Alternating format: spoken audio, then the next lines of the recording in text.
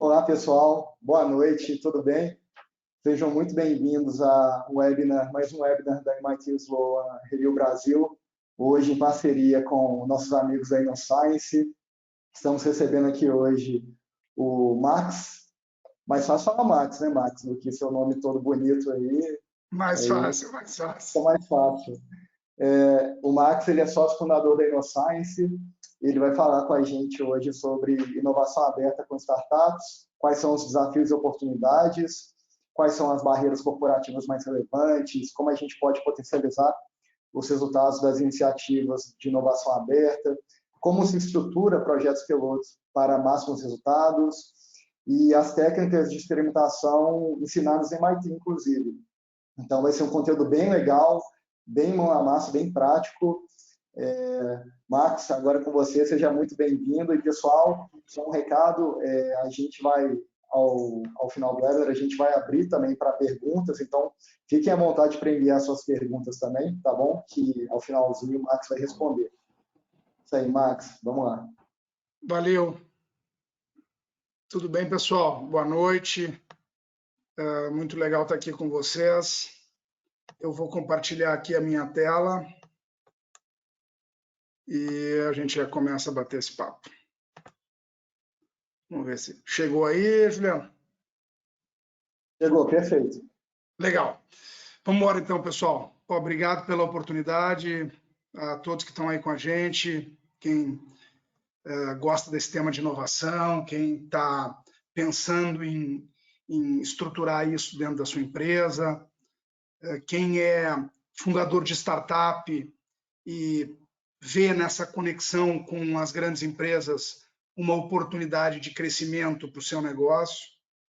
A ideia é a gente, como o Juliano falou, ser bastante prático nesse conteúdo, e eu já, então, quero rapidamente compartilhar com vocês o que a gente vai abordar nessa live. Basicamente, 3 questões. Primeiro, um conjunto de casos reais. A gente vai compartilhar experiências que a gente tem tido na InnoScience e que podem ser úteis para as realidades de vocês. A nossa maior vantagem é ter uma experiência bastante diversa que pode ser útil em diferentes contextos.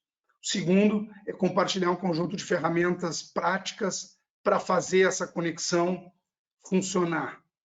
E, especificamente, uma dessas ferramentas que o Juliano vai compartilhar no link, no feed aí da live, é o Framework de Aprendizagem de Pilotos, uma ferramenta que a gente teve a honra de publicar na MIT Sloan Management Review Brasil, e eu vou poder dissecar ela para que vocês possam entender como aplicar ela no dia a dia de vocês. E, por fim, uma série de conhecimentos validados, não só na prática, na nossa experiência de consultoria, mas também na nossa vivência de pesquisa e naquilo que há de mais contemporâneo em termos de conhecimento de gestão, especificamente no campo da inovação. Essa é a nossa promessa para hoje. Vamos então dar um pouco do contexto desse tema, pessoal.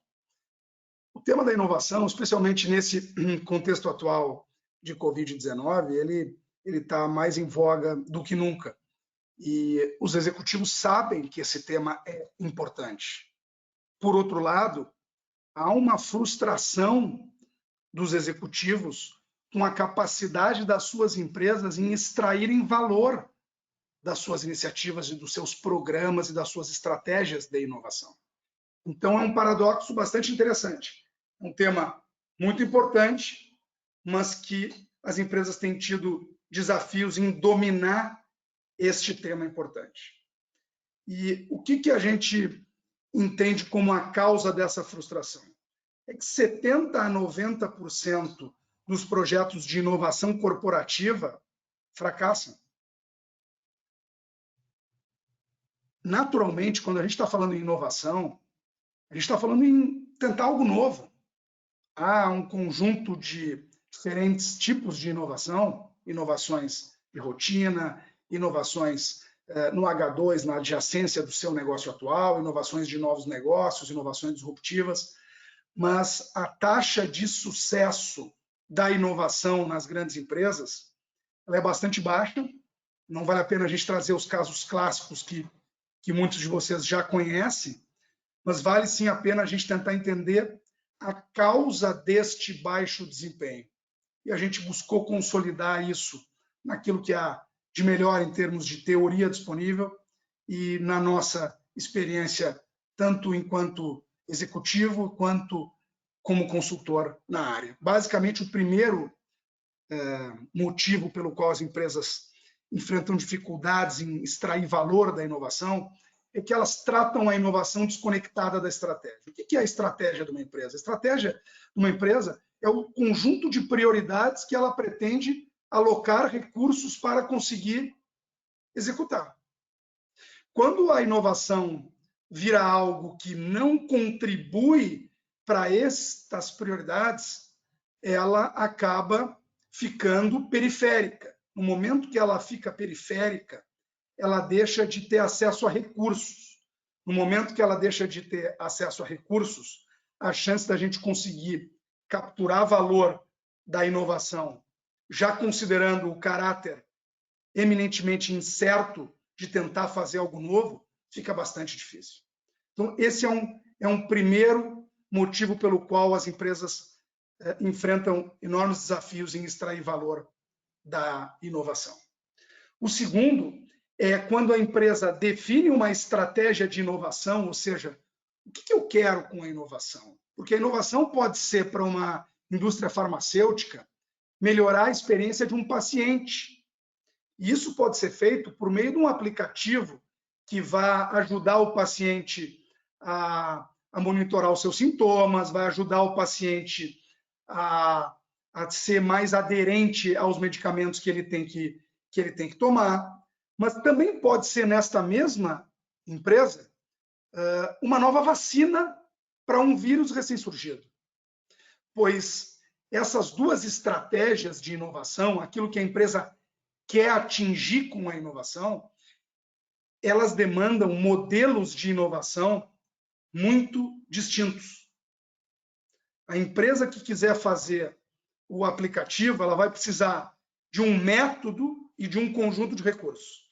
A empresa que buscar fazer a nova vacina, ela vai precisar de um outro montante, de um outro perfil de pessoas, de um outro tempo para amadurecer este projeto.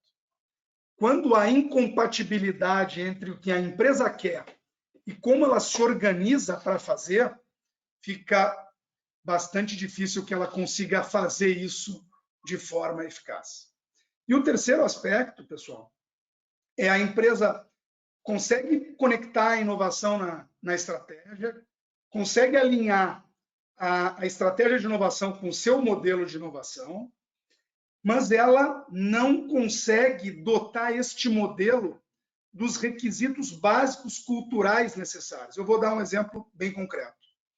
A empresa quer fazer a vacina, mas ela dedica 2 pessoas júnior part-time para tentar fazer uma inovação radical que depende de conhecimento científico profundo.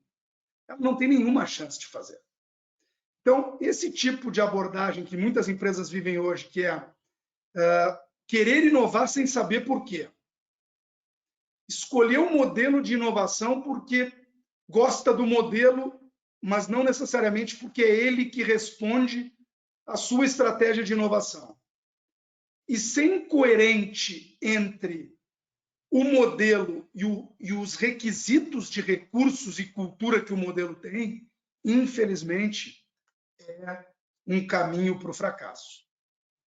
E quando a gente fala de inovação, atualmente, uma das estratégias e uma das técnicas adotadas para buscar ter melhores resultados é a inovação aberta.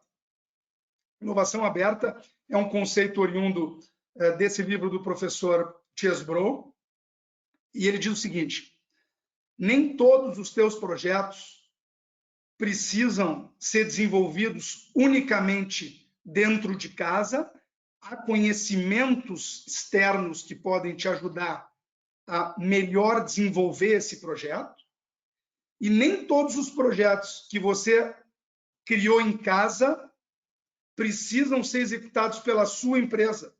Alguns projetos e tecnologias, eles poderão ser melhor monetizados, que é a expressão que se usa nesse segmento, ou seja, você vai conseguir ganhar mais dinheiro se ele for executado por um terceiro, fora dessa empresa, gerenciado por uma outra empresa. Então, a inovação aberta, ela traz essa noção de que a empresa não precisa mais ficar restrita àquilo que ela tem dentro de casa e nem precisa definir as suas barreiras como sendo os limites para que esses projetos venham a ser executados. E uma das formas de fazer inovação aberta é se relacionando com esse ecossistema de startups. No Brasil, hoje, são milhares de startups, milhares de investidores anjos, pessoas que pegam o seu capital, que hoje não rende nada no banco, e tentam investir em novos negócios. São centenas de incubadoras, estruturas próximas às universidades, aos parques tecnológicos, que buscam fomentar a transformação de conhecimento em negócio.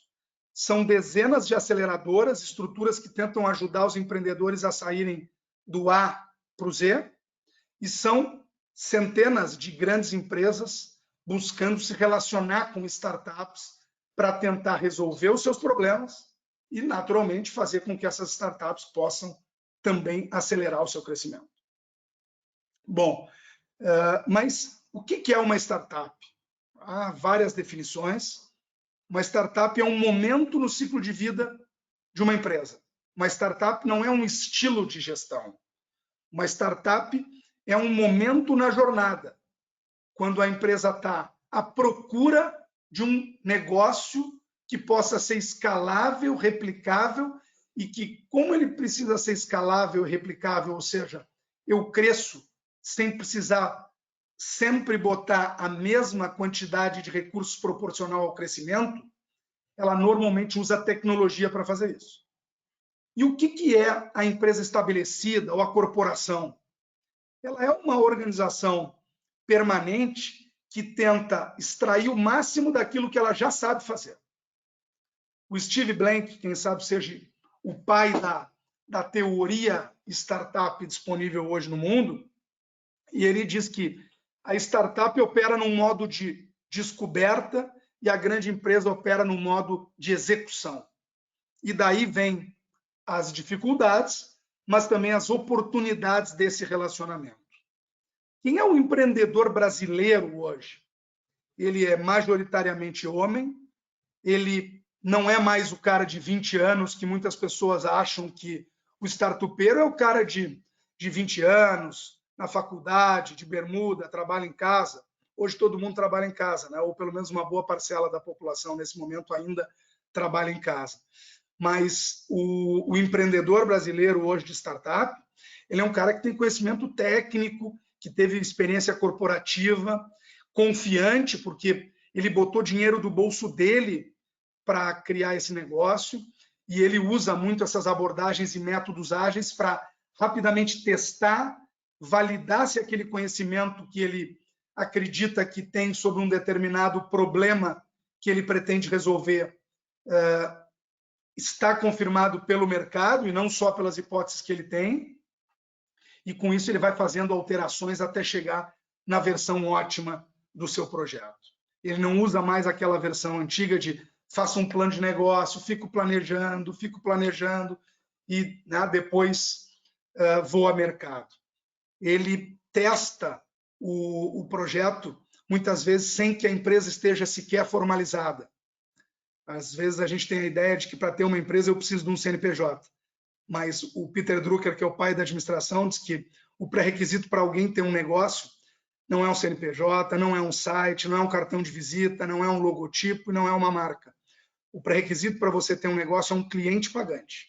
Se você tem um cliente pagante, alguém que se predispõe a pagar pelo seu negócio, você tem um negócio. Que tem alguém predisposto a pagar pelo seu produto, você tem um negócio. Bom, esse é o empreendedor brasileiro. E como é que tem sido a conexão dessas grandes empresas com esses empreendedores? De diferentes formas.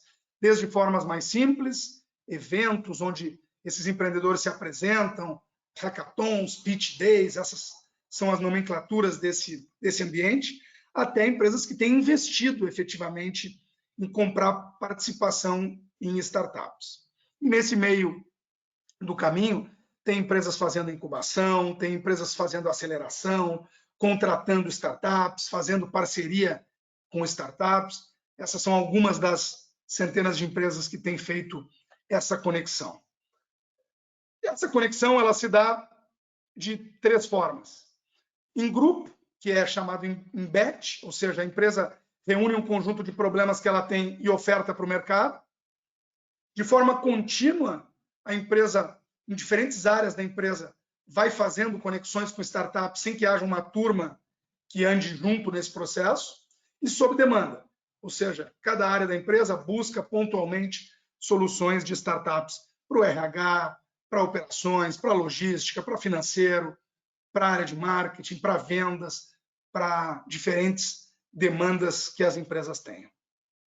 Bom, no entanto, pessoal, ainda que as empresas precisem inovar e que a inovação aberta seja uma das alternativas e que a conexão com startups seja uma das possibilidades, a maior parte das empresas tem uma taxa de conversão dos projetos piloto que faz com essas startups. O projeto piloto é um teste em pequena escala de uma solução. Quando você não sabe se aquilo vai dar certo, você testa em pequena escala. E a taxa de sucesso, segundo uma pesquisa da 500 Startups, diz que para a maior parte das startups, apenas 10 a 15% dos projetos pilotos se transformam em negócios efetivos entre as partes. Eu vou contar 3 casos agora para vocês. O primeiro é da M. Dias Branco. A M. Dias Branco é a empresa líder nacional em massas e biscoitos. Ela fez um programa que tinha como objetivo não só trazer inovação para o negócio existente, para pesquisa e desenvolvimento, para a parte industrial, mas também acessar novas oportunidades de produto para renovar o seu portfólio. Uma série de startups se inscreveram, 8 startups foram contratadas e uma delas foi investida, que é a Mandala. A Mandala é de uma empreendedora, Adriana Fernandes. Eu sugiro que vocês conheçam. Tem uma pegada de alimentação saudável. Eu tive a oportunidade de conhecer a Mandala quando a Bela, minha filha, que nasceu prematura, ficou uns dias no hospital e a gente teve acesso a esse produto porque ela tinha uma alergia alimentar e graças a Deus ela cresceu muito bem, assim como a Mandala também tem crescido. A M. Dias conseguiu extrair resultados dessa iniciativa. Deixa eu contar um outro caso num outro segmento. A SLC Agrícola é uma das empresas líderes em fibras e grãos no Brasil, produzindo soja, milho e algodão.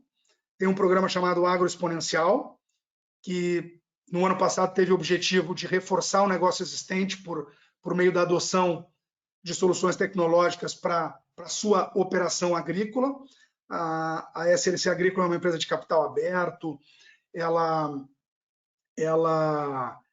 produz em altíssima extensão de terra. Ela teve uma série de startups que se inscreveram para participar. 4 startups das 7 que fizeram piloto já foram contratadas e 2 estão em negociação. Uma dessas startups é a Agrimet, que está sediada em Piracicaba, que é um dos hubs do agronegócio brasileiro. E a Agrimet traz inteligência para melhorar a produtividade da lavoura das áreas da SLC Agrícola. Traz informação e conhecimento para que a SLC Agrícola possa seguir sendo uma referência de produtividade, não só no Brasil, mas também globalmente, dado que o agronegócio brasileiro tem uma competitividade global muito significativa. Um terceiro caso é o caso da Ocean. A Ocean é uma empresa de prestação de serviço na indústria de petróleo, de prestação de serviço offshore. Tem um programa chamado Ocean Waves. Fez 8 projetos piloto e 6 foram contratados para diferentes áreas do negócio. A Confirmate é uma startup de um empreendedor também muito dedicado, o Otávio. A Confirmate tem uma solução para manutenção preditiva e a Ocean está usando nas suas operações offshore, ou seja, plataformas de petróleo e navios que ficam quilômetros para dentro do oceano e que precisam de manutenção e que precisam antecipar essa necessidade de manutenção, e a Confirmate digitaliza essa operação. Esses são 3 casos de programas para que vocês percebam que é possível sim melhorar os resultados dessas iniciativas. E quais são os aprendizados que eu queria compartilhar com vocês, que não só esses, mas outros programas que a gente realizou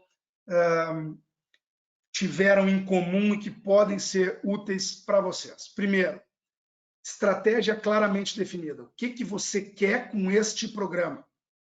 Quais são os desafios que você vai submeter ao ecossistema? Isso é fundamental. Você precisa direcionar a busca e você precisa ter alinhado com a alta gestão qual é a expectativa que se tem com o programa. É aplicativo para ajudar o paciente ou é vacina contra o vírus? Isso vai demandar arquiteturas, modelos de conexão, graus de maturidade de startup distintos. O segundo ponto é ter sponsor, patrocinadores e times da empresa que estejam realmente no jogo, que realmente se interessem por resolver esse problema, que consigam dedicar tempo e que estejam predispostos a testar soluções que essas startups podem trazer. O terceiro tema é selecionar um conjunto de desafios, que é como a gente chama os temas que a gente submete ao ecossistema, que sejam equilibrados e que possam ser coisas importantes para a empresa, porque se você ficar só naquilo que é periferia, não vai gerar impacto. Se não gerar impacto, não vai validar o programa e nem a iniciativa de Open Innovation com startups. Por outro lado, você precisa de coisas que tenham no ecossistema brasileiro. Então, é bem importante entender que hoje há uma série de hubs e ecossistemas regionais. Então, por exemplo, se você quer coisas de óleo e gás, o Rio de Janeiro é um hub interessante. Se você quer soluções digitais, São Paulo é, obviamente, um hub predominante, assim como Florianópolis é um hub muito importante. Se você está pensando no agronegócio, Piracicaba, Londrina, são lugares que estão se fortalecendo como hubs. Então, para você saber onde buscar as melhores startups, você precisa claramente definir bons desafios e saber se nesses hubs existem essas startups. Se você quiser ir globalmente, por exemplo, cybersecurity, Israel é um tema é um hub de vanguarda nesse assunto. Hoje, as nações têm hubs que estão mais dedicados àqueles temas que são a vocação daquela localidade. E essa inteligência é bastante importante para extrair o melhor do seu programa. Mas no Brasil há soluções para que você possa resolver uma primeira camada de necessidades da sua empresa, sem dúvida nenhuma. Além disso, pessoal, é muito importante alinhar com as áreas de retaguarda. Ninguém gosta de subir no barco no meio da viagem.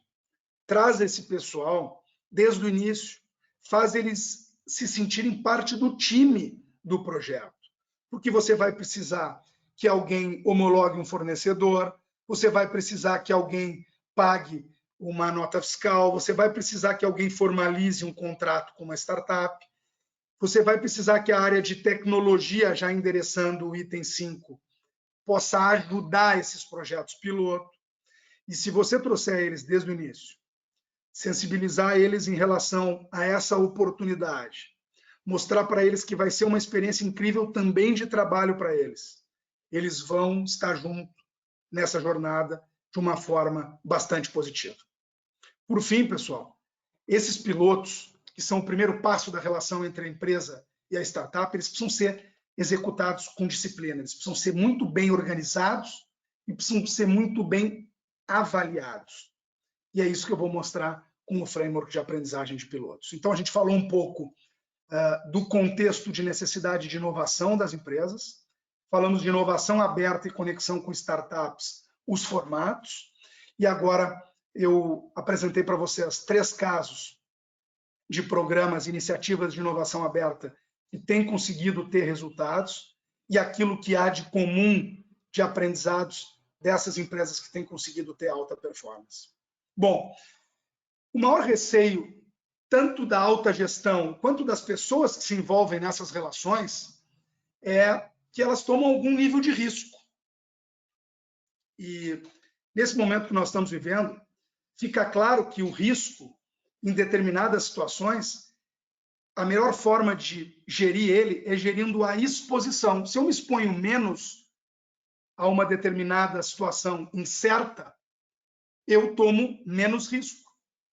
À medida que a incerteza vai se reduzindo, eu vou me expondo mais. Da mesma forma que em determinadas localidades no Brasil, as pessoas estão podendo se expor mais ao seu contexto de trabalho e de vida, como era anteriormente.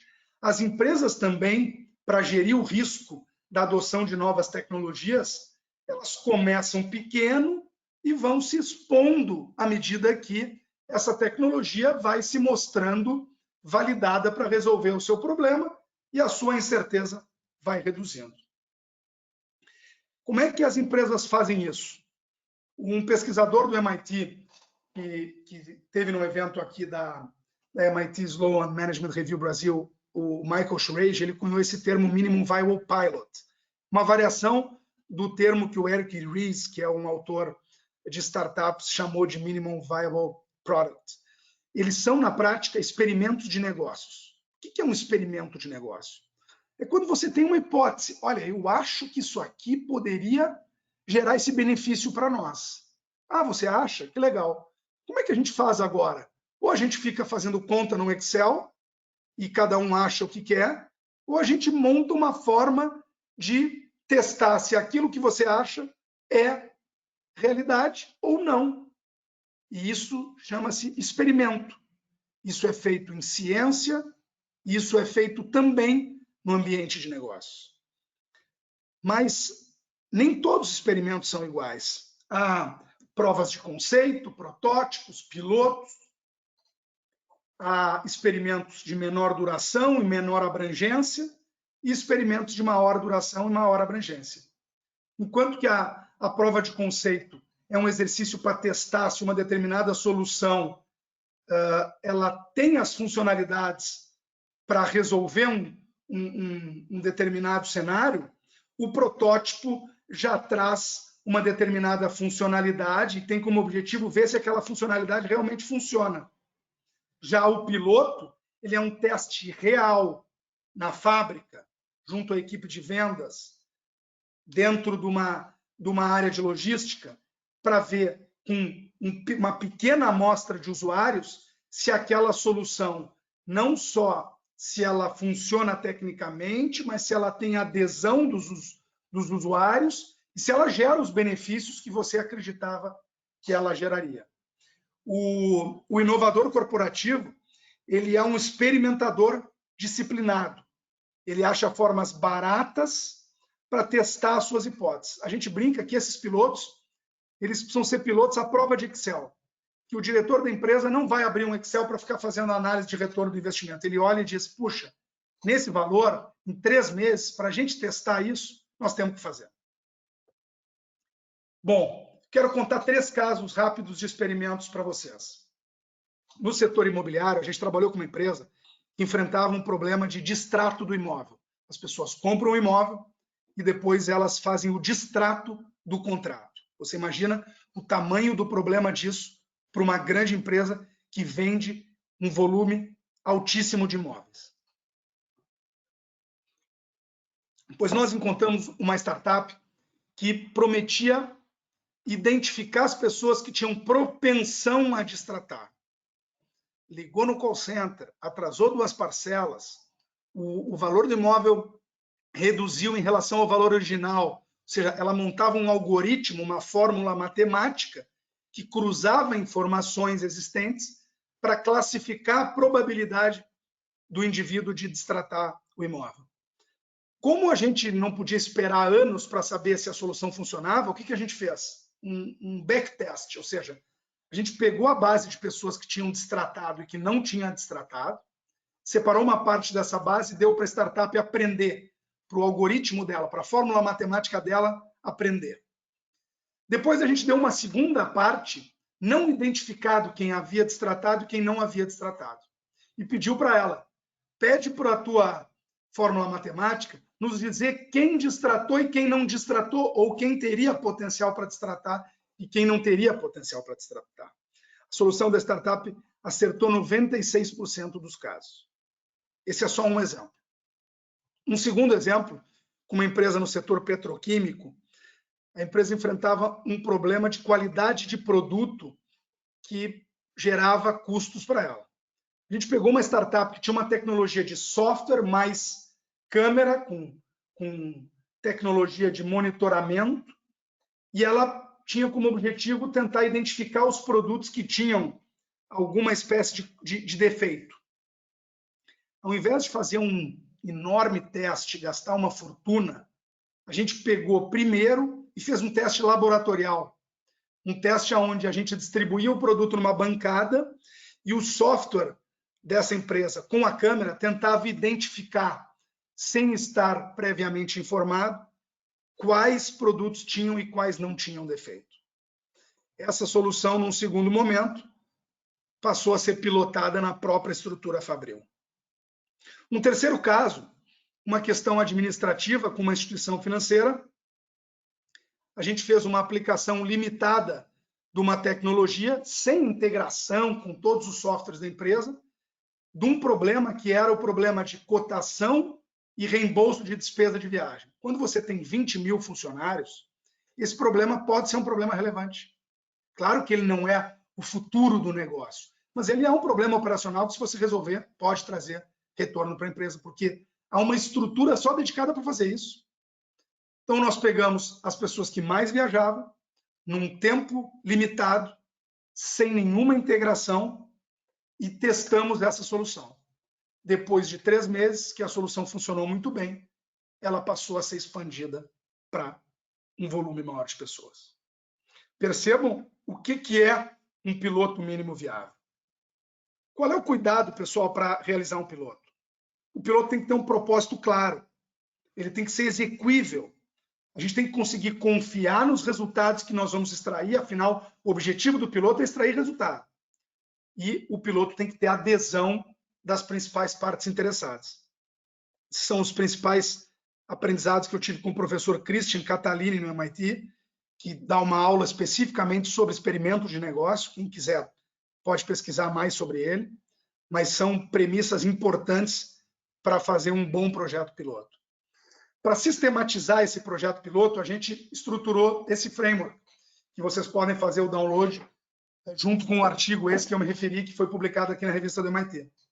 Como é que funciona esse framework? São 9 partes. Para a startup ou para a sua grande empresa organizarem ao fazerem um piloto entre uma grande empresa e uma startup. Ele serve tanto para a grande empresa estruturar o piloto com a startup, como para a startup, que muitas vezes é convidada a fazer testes da sua solução, fazer com que a grande empresa trate esse teste com disciplina. As startups estão cansadas de ser convidadas para reuniões e apresentações, ou mesmo de fazer projetos piloto que não tinham clareza do qual era o objetivo, nunca são avaliados e nunca recebem um feedback dessa solução. Como é que funciona esse framework? Ele, primeiro, parte do problema que você quer resolver. À medida que você conhece o problema e tem clareza sobre ele entre os stakeholders, a startup e a grande empresa, você vai definir as incertezas. O que você não sabe sobre a adoção da tecnologia no seu problema que você gostaria de responder no piloto? Para cada uma dessas incertezas, você define um indicador e uma hipótese do qual você acredita que será o resultado esperado. A partir disso, só então você define como vai funcionar. Se vai ser um backtest, se vai ser um teste laboratorial, se vai ser um projeto piloto de aplicação limitada. À medida que você consegue definir o experimento, você estabelece que recursos são necessários, quais são as despesas, qual é o cronograma, e se o piloto der certo, o que você vai fazer depois desse primeiro teste? Você vai ampliar os usuários? Você vai sair de uma planta produtiva para outra? Você vai sair de uma linha de produto para outra linha de produto? Eu trouxe um exemplo aqui, eu extraí algumas informações que são confidenciais, mas mantive aquelas que não vão incidir em nenhuma quebra de confidencialidade, para que vocês possam ter clareza de como é que fica esse framework na prática. A gente fez 150 pilotos estruturando eles com essa ferramenta. Então, o problema, dificuldade de localizar de forma assertiva integrantes numa plataforma offshore durante situações de emergência. A gente define as incertezas. Por exemplo, será que os integrantes vão aderir a um dispositivo móvel de localização? Será que nós vamos conseguir identificar com assertividade a localização deles numa situação de emergência? Para cada incerteza tem um indicador, uma fórmula matemática de como a gente vai medir, tem uma hipótese de qual será o resultado esperado, tem um desenho de onde vai acontecer, como vai acontecer, quem vai participar, quanto tempo vai durar o piloto. Tudo isso fica nesse campo experimentação. A gente define quais são os recursos de parte a parte, quais são as despesas, o cronograma e o que acontece se esse piloto der certo e a gente queira expandir a adoção desse piloto. Bom, esse framework, ele requer um conjunto de premissas para botar todo mundo no mindset piloto, pessoal. Eu vejo hoje receio tanto da startup quanto da grande empresa de fazer o piloto. Por quê? Porque a pessoa pensa, puxa, mas eu vou tomar um risco. Você vai tomar um risco se expor muito num nível de incerteza muito grande. Então, como é que a gente faz? A gente faz um piloto pequeno, que é um piloto à prova de Excel, que é por curto espaço de tempo, sem muitas integrações tecnológicas, e trazendo aquelas áreas complementares que precisam ajudar a execução do piloto desde o início. Com essas premissas e com o entendimento de que piloto não é o projeto definitivo, a gente coloca todo mundo no mindset necessário para poder dar um passo e tomar um nível de risco controlado com a disciplina necessária. O que acontece de problema durante o piloto? Primeiro, a falta de envolvimento e dedicação das pessoas. As pessoas hoje nas empresas, elas têm centenas de coisas para fazer. Então, quando eu não trato de um assunto que é muito importante para elas, elas deixam esse assunto para depois. Quando elas deixam esse assunto para depois, não há tecnologia que resolva nenhum problema relevante. O segundo ponto é a alteração do método ou do escopo do piloto que foi pactuado. Isso tem que ser feito com muito cuidado. O piloto, ele é um projeto para ser executado em curtíssimo prazo. Para alterar o escopo do piloto, precisa de uma justificativa relevante durante o piloto. Depois do piloto, aquilo que a gente aprende, muitas vezes traz insights incríveis para alterar o projeto. Mas a alteração do piloto no meio do caminho faz com que a gente perca toda a referência entre aquilo que era a proposta original e aquilo que era o novo piloto. E muitas vezes a gente perde os stakeholders ao longo dessa jornada. Terceiro ponto é não trazer as áreas de apoio. A gente precisa da tecnologia, muitas vezes a gente precisa do jurídico, muitas vezes a gente precisa do regulatório, a gente precisa trazer eles o mais rápido possível, não só para o programa, mas para o projeto piloto em especial. E por fim, pessoal, se o piloto é uma iniciativa de 3 meses, qualquer coisa que dá errado, eu preciso escalar para a alta gestão o mais rápido possível. O que é escalar para a alta gestão? Eu preciso pedir ajuda. Eu não posso esperar 30 dias. Esses pilotos, a gente acompanha eles semanalmente, porque a cada semana para um piloto é um mês para um projeto convencional.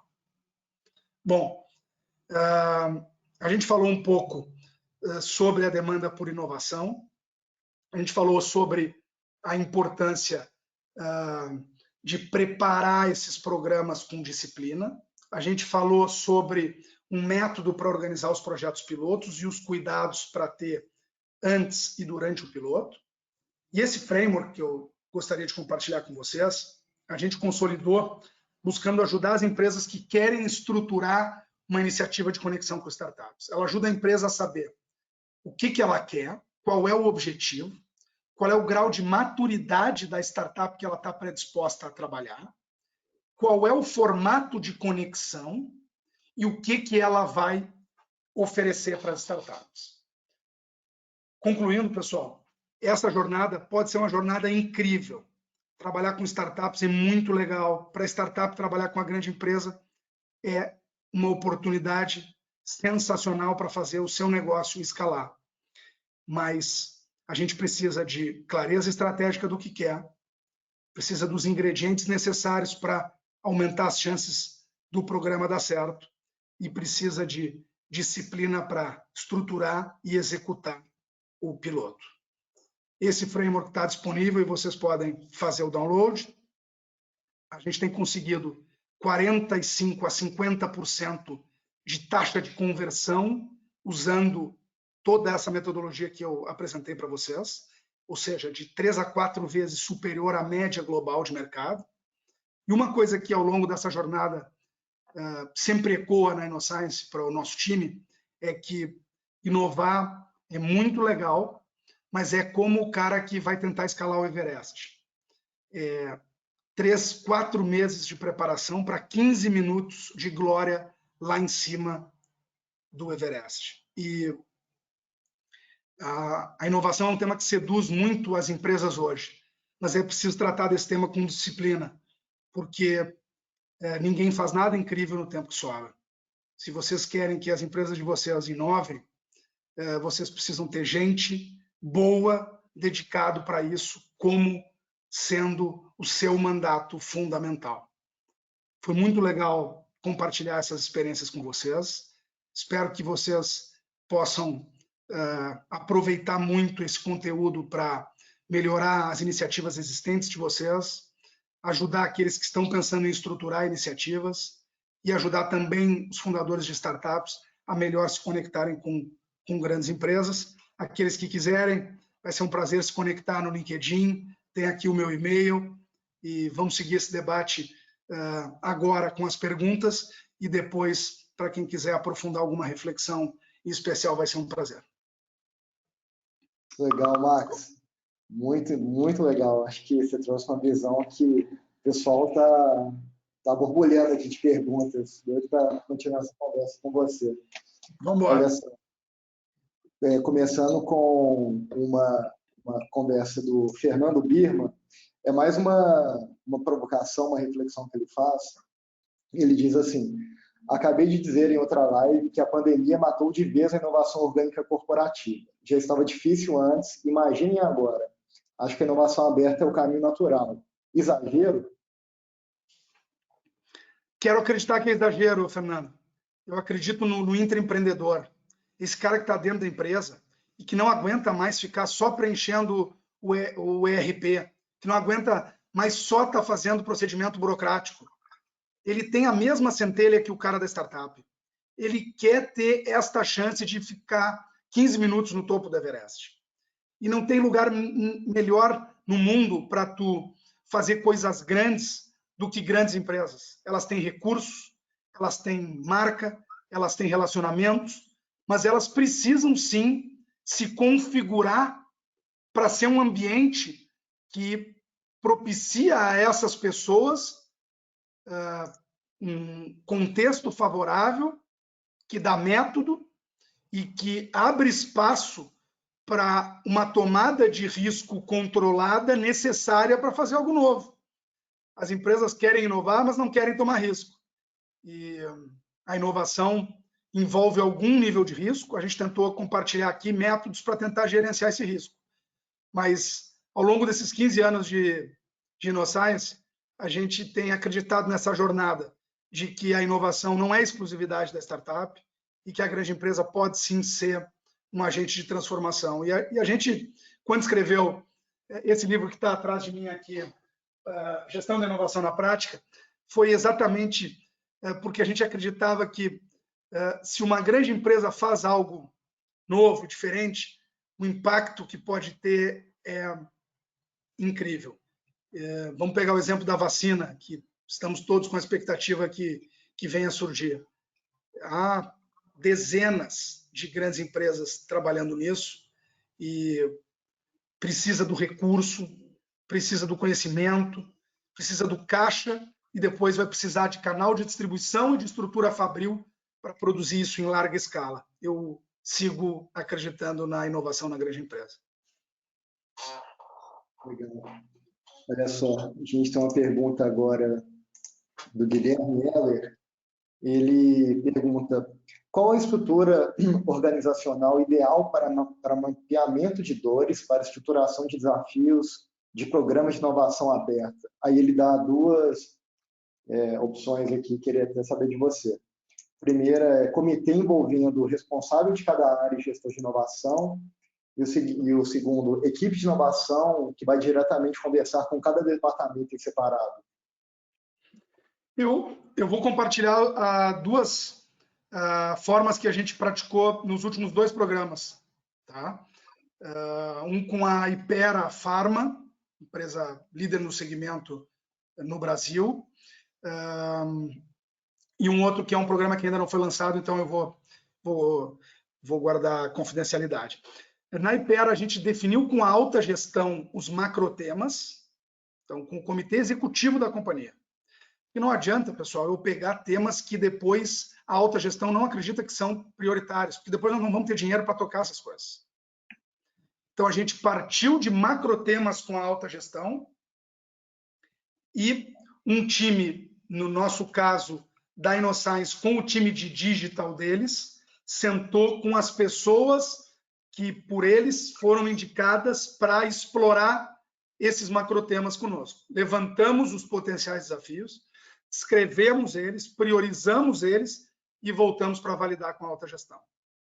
Uma outra forma que a gente fez recentemente foi um processo mais crowdsourced, né? Mais aberto internamente, ou seja, a gente convidou uma série de gerentes da empresa para submeterem essas dores e depois levou a alta gestão para fazer o filtro.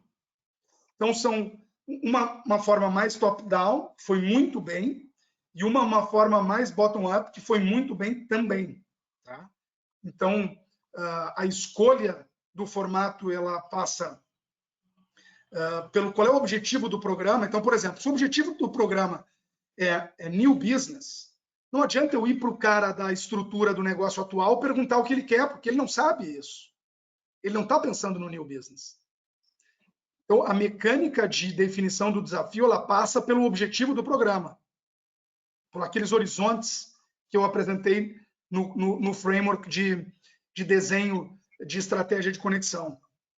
E um último tema que eu destacaria em relação a essa questão dos desafios é que é fundamental pegar bons desafios, mas tão importante é pegar desafios que vão ter sponsors que vão realmente se dedicar.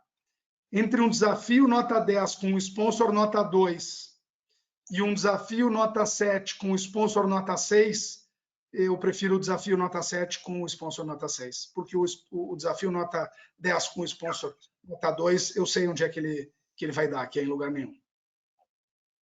Legal.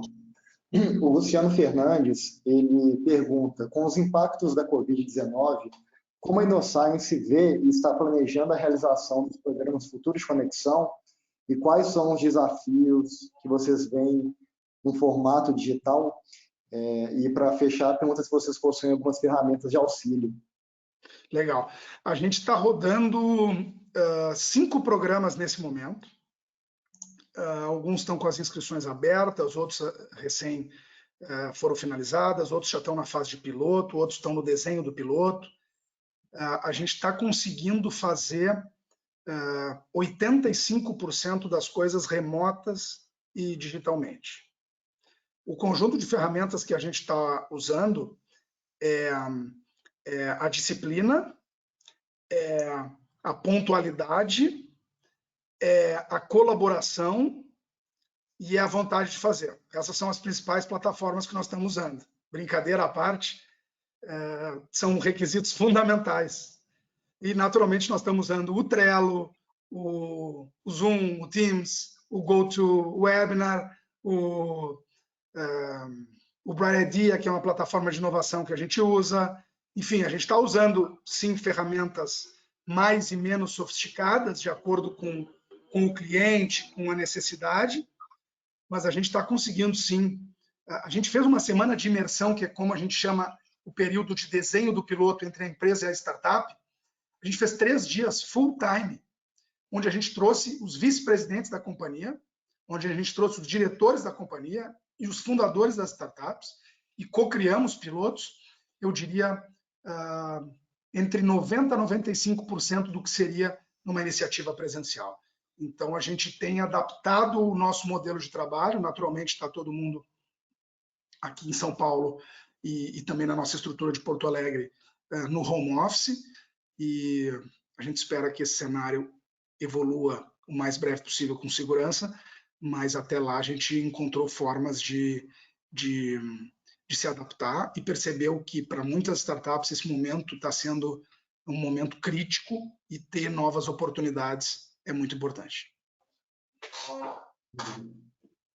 A Carla Kitsuta, ela pergunta, Max, como escolher bem um problema capaz de ser resolvido por startups e quais são os critérios para dizer que um problema pode ser resolvido por startups? Legal, essa pergunta é incrível, Carla, porque as pessoas acham realmente que startup pode resolver qualquer problema. De vez em quando a empresa tem um problema que é um processo interno e aquilo não é um problema para startup. Eu diria assim, vamos lá. Primeiro, um bom problema para startup é um problema que existe startup no ecossistema no qual você está predisposto a atuar. Então, a gente já teve clientes que, dependendo do problema, a gente teve que buscar fora do ecossistema nacional. Por outro lado, com a SLC Agrícola, a gente fez uma parceria muito legal com o pessoal da GTEC Garage, lá de Piracicaba, porque eles têm um acesso incrível ao ecossistema de agrotechs. Então, a primeira questão é ter clareza de onde estão e se existem essas startups. Mas que problemas são bons para startups? Eu diria assim, primeira premissa, a startup não é um desenvolvedor sob medida. Há startups que têm no seu modelo de negócio uma característica de maior nível de configuração do seu produto ou menor, mas o cara da startup, ele não nasceu para ser um fornecedor da Coca-Cola, ele acha incrível ter a Coca-Cola como cliente, mas ele quer poder crescer, ele quer escalar o seu negócio, ele não quer ser um fornecedor exclusivo. Por outro lado, ele não é um cara que quer ficar fazendo algo sob medida que a empresa quer. A gente teve uma experiência num cliente, com uma startup, que foi para uma reunião e o cliente começou: daria para tu botar o nosso logo aqui? Daria para tu passar esse botão para cá? Daria para tu fazer um relatório assim? Daria para tu... E o empreendedor tirou um cartão, deu para o cara com toda a educação e disse: olha, eu sou uma startup, eu tenho um produto, seria incrível se o meu produto tivesse encaixe com vocês, e eu acredito que ele tem encaixe de pelo menos 80% da tua necessidade, mas se tu quiser fazer uma coisinha exatamente do teu jeitinho, esse cartão aqui é o da fábrica de software. Ele faz direitinho, eventualmente pode custar mais, eventualmente pode enfrentar alguns desafios de desenvolvimento, pode demorar mais, mas quem sabe seja uma alternativa melhor para você. Então, eu diria assim, problemas que são muito sob medida para a realidade da empresa, eles requerem um exame mais aprofundado. Problemas que requerem integração com muitos sistemas internos, há que se ter um cuidado. A startup, normalmente, ela resolve um problema. Problemas e desafios que sejam muito complexos em termos de variedade de stakeholders internos a serem articulados, precisa ter um maior cuidado. Eu diria que esses são problemas que há que se ter cuidado em submeter para startups. Por outro lado, problemas que são muito de base científica, é preciso fazer uma análise se existem startups disponíveis. Nesse programa que eu relatei da Hypera Pharma, havia 2 desafios de P&D, e no programa da M. Dias Branco que eu relatei também, e a gente teve que então fazer um trabalho num ecossistema que não é o ecossistema empreendedor digital. Aqui em São Paulo, no Cubo, no InovaBrá e em diversos hubs, tem empreendedores digitais incríveis, soluções fantásticas, mas se você quiser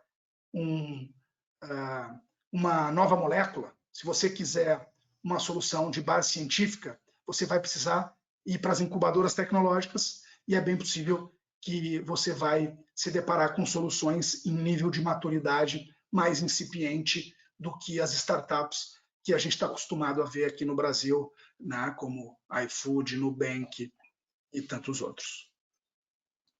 Perfeito, Max. O Daniel Dias, ele pergunta o que você acha das empresas que chamam de RD, aliás, que chamam RD de inovação e esperam resultados de geração de negócio a curto prazo, inclusive mantendo a cultura de comando e controle. Que chamam RD, é o resultado de... ou ERP? Não, é RD, RID. RD, eu imagino que seja os resultados digitais, se ele puder... Não, software. Eu acho que é Research and Development, ele diz. R&D, beleza, R&D, perdão. R&D, beleza, P&D. Então, pessoal, eu diria que P&D é uma coisa, inovação é outra, mas sai inovação do P&D. Então, se o foco da estratégia de inovação da empresa é um foco de inovação radical de produto, o P&D pode ter este mandato, mas na prática a maior parte dos P&Ds de empresas brasileiras faz adaptação de produtos que o global manda, faz alteração de claims, especialmente na indústria farma e muitas vezes em indústrias de bens de consumo, faz melhorias de produto. Tá? Mas eu diria que isso não é circunscrito pelo fato do cara ser P&D, e sim pela ambição, recursos e práticas de gestão que a empresa dá a este grupo. Então, quem sabe o maior laboratório de P&D da história foi o Bell Labs, e muitas soluções incríveis foram geradas lá, mas não foram monetizadas lá, porque a empresa estava com um foco muito grande em descoberta e menos em comercialização. O pressuposto da inovação é comercialização. A inovação é a criatividade monetizada. A inovação é o projeto que deu resultado. Projeto diferentão, legal, que não foi a lugar nenhum, ele não é inovação. Então, eu diria que o P&D pode ser, sim, uma fonte de inovação, mas a empresa precisa de recursos e de um direcionamento muito claro do que ela quer e de práticas de gestão. Sobre o tema do comando e controle, eu diria assim, a empresa, hoje, ela não se transforma numa startup do dia para a noite e nem deveria. É uma esquizofrenia querer transformar uma empresa de 25 mil funcionários numa startup. Porque startup é um cara que tem pouco dinheiro, pouca previsibilidade, pouco cliente, muita incerteza e muitos deles não vão a lugar nenhum. Não é possível que uma grande empresa queira se transformar nisso. Então, não. O que a grande empresa quer é, naqueles contextos nos quais ela vai enfrentar um nível maior de incerteza, para tentar fazer algo novo, poder adotar práticas que são mais baseadas em experimentação, em autonomia dos times, do que no comando, controle, micromanagement e análise de business case, de estudo de viabilidade, de qualquer coisa que se mexa. Né? A gente brinca aqui que fazer análise de viabilidade de uma ideia quando ela está na fase embrionária é a mesma coisa do que perguntar para uma criança recém-nascida o que ela vai ser quando crescer. É impossível de saber. Agora, se me derem um ano e meio, eu jogo uma bola, jogo uma sapatilha, jogo um brinquedo, jogo um quadro com um pincel e a criança vai me dando indicativos do que ela pode ser, da mesma forma que o projeto, ao ser experimentado, vai me dar indicativos de que resultado ele pode me dar. Legal. A Nathalie Burato, ela pergunta, em uma grande empresa, como estruturar essa busca e contato com startups? Como estreitar essas relações entre grandes empresas e startups? Legal.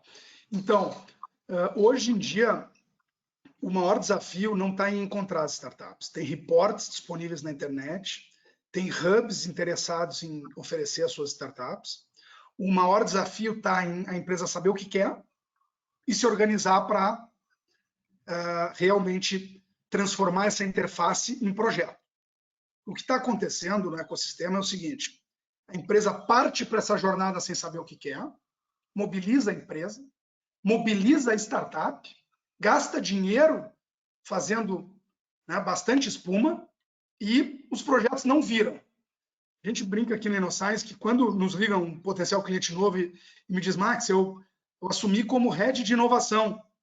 Eu brinco, eu tenho duas notícias para ti, uma boa e uma ruim. Ele falou, qual é a boa?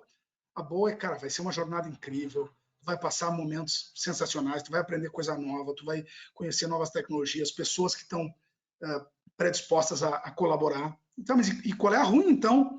A ruim é que tu vai ser demitido. Como assim? Essa é a pior de todas que eu poderia ter. Não, que é o seguinte, uma parcela das empresas está fazendo esse movimento de uma forma indisciplinada.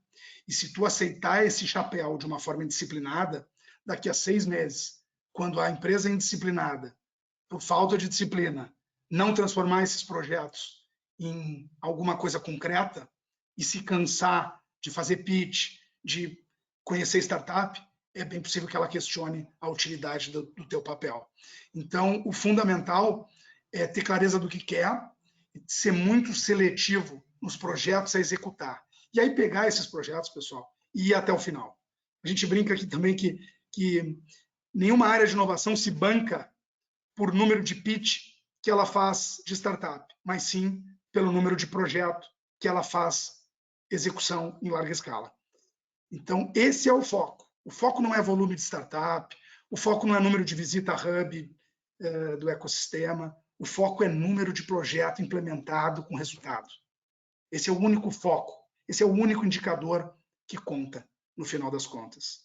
Mas sim, esse conteúdo das startups, ele está disponível, tem plataformas inclusive que fazem busca global, como a Innovation Intelligence.ai, tem hubs pelo Brasil, enfim. A InnoScience tem um produto similar a esse de acesso de startups, chamado Synapse. Enfim, o problema hoje não é encontrar startup. Eu entendo que esse é um desafio que hoje no Brasil ele está relativamente endereçado, com vários agentes fazendo um bom trabalho nesse sentido. Legal. Olha só, para a gente fechar, porque nós já estamos aqui passando um pouquinho do tempo, tem muita pergunta, viu, Max? Muita pergunta mesmo, mas a gente precisa ir aqui para a última. O César, ele te parabeniza pela palestra, manda um abraço, e ele diz, creio que teremos muitas oportunidades para inovar neste momento. Contudo, as empresas também terão dificuldade de investir com risco. Como resolver esse dilema? Obrigado, César. Eu imagino qual seja o César. Então, pessoal, eu vejo 2 caminhos, tá? O primeiro é uma conversa franca com a gestão. Quer fazer ou não quer fazer? É tipo assim, pessoal, quer viajar ou não quer viajar? Quero viajar, então tem que comprar passagem. É uma conversa meio óbvia, mas que muitas vezes na grande empresa ela fica meio velada. A gente quer fazer, mas quer fazer, então assim, vamos alocar o budget. Essa conversa é no outro fórum. É no outro fórum, então tá bom. Daria para a gente levar para o outro fórum, então, a vontade de fazer? Porque senão vira papo de maluco, entende, pessoal? Assim, esse tema da inovação ele precisa ser tratado com franqueza, com disciplina e com coerência. Se abrir mão desses 3 aspectos, fica difícil. E ninguém faz isso por mal. Ninguém faz isso por mal. Mas faz isso porque são múltiplas prioridades, porque os recursos são limitados e porque muitas vezes é difícil tu olhar para o teu chefe e dizer, tu quer fazer ou não quer fazer? O cara olha, pô, parei, tá de brincadeira? Então, eu acho que essa é uma questão. A outra é o tema da experimentação. Dá para fazer coisas com pouco dinheiro. Não dá para fazer coisas sem nenhum dinheiro. Então, você tem que selecionar aquilo que você realmente acredita. Não perder tempo com o que não é importante. E aí, realmente, tentar pensar em pilotos, em experimentos que gerem evidências concretas de que ali tem uma oportunidade. Ninguém convence mais o chefe com o PowerPoint. Não convence mais. Tu só convence com o experimento. E tu só muda um cético ou um convicto com um experimento. Tu não muda com teses e informações. A gente está vendo isso no atual ambiente da pandemia brasileira. Então, quando executares um experimento, convidar o cara para ver o resultado do experimento, ele poderá alterar a percepção que ele tem. E se o resultado for um resultado interessante, se a empresa tiver algum dinheiro, eu acredito que a gente vai conseguir mobilizar ela para essas oportunidades. Legal. Belo fechamento, viu, Max? Infelizmente, a gente precisa aqui para o encerramento, já deu nosso horário, mas tem muitas perguntas. Agradeço todo mundo que participou, que enviou as suas perguntas. Deixa eu até ligar minha câmera aqui, nesse finalzinho. Depois você me compartilha, Juliano, se tiver o nome aí, eu tento, de alguma maneira, dar um retorno para as pessoas. Claro, claro. Inclusive, Max, se você quiser já deixar aqui o seu LinkedIn. Maximiliano Carlomanho, deixei meu e-mail ali, que é maximiliano@innoscience.com.br.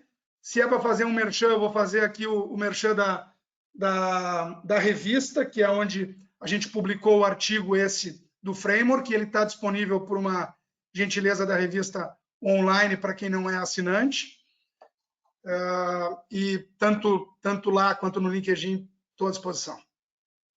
Legal, Max. Obrigadão. E até aproveitando esse merchan que o Max fez aqui da revista, desse artigo super legal que está na secção da revista, eu até deixo só compartilhar minha tela rapidinho para mostrar para vocês. Estão vendo minha tela, Max? Chegou aqui. Legal. A gente aqui tem uma condição especial para todo mundo que está assistindo ao webinar e ainda não é nosso assinante, pode acessar esse link que eu coloquei no bate-papo, e esse link aqui, assinatura MIT Webinar, que tem um super desconto para todo mundo que quiser se tornar nosso assinante, para continuar consumindo conteúdo de muita qualidade sobre tecnologia aplicada à gestão e negócios, inovação, transformação digital, indústria 4.0, todos esses assuntos são super abordados de uma forma muito aprofundada. Prova disso é o Max, que já escreveu aqui para a gente. Então, é só a gente que conhece o assunto mesmo que a gente convida. E também nos siga aqui nas redes sociais. A gente tem Instagram, Twitter, Facebook, LinkedIn também, porque por lá a gente faz todas as comunicações, a gente comunica os próximos webinars, conteúdos, tá bom, pessoal? Então, fica todo mundo ligado aí. E é isso, Max. Brigadão novamente pela sua presença. Foi incrível esse conteúdo que você trouxe. O pessoal adorou, engajou muito aqui com as perguntas. E, meu caro, é isso aí. Fica o convite para você participar novamente com a gente, tá bom? Valeu, obrigado, Juliano. Obrigado a todo mundo que esteve com a gente. Foi muito legal. E até uma próxima oportunidade. Legal, um abração, pessoal. Boa noite para todo mundo.